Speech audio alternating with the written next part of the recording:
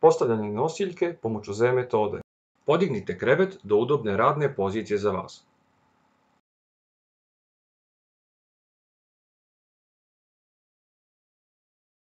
Uvjerite se da centralna crta nosiljke prati kralježnicu korisnika. Smotajte nosiljku u obliku slova Z.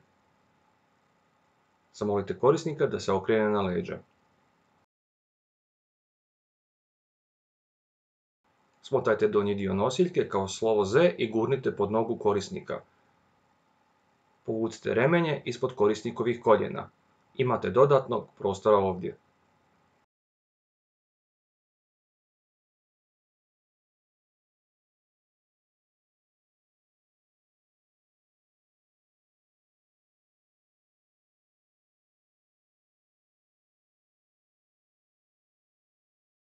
Obiđite krevet kako biste namjestili nosiljku. Posezanje preko korisnika je neugodno za korisnika, te pogoršava vašu ergonomiju u radu. Temeljno pravilo je da radite uvijek prema centru kreveta. Smotali ste nosiljku kao slovo Z. Nosiljka tako klizi po sebi umjesto da klizi po nozi korisnika.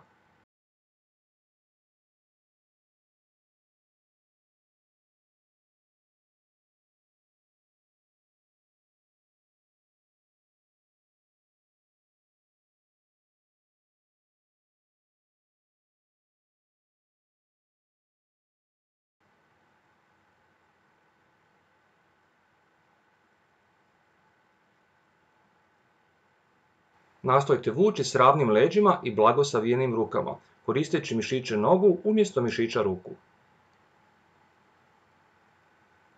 Provjerite jesu li nožni potporni nosiljke iste dužine, te ukrižite remenje.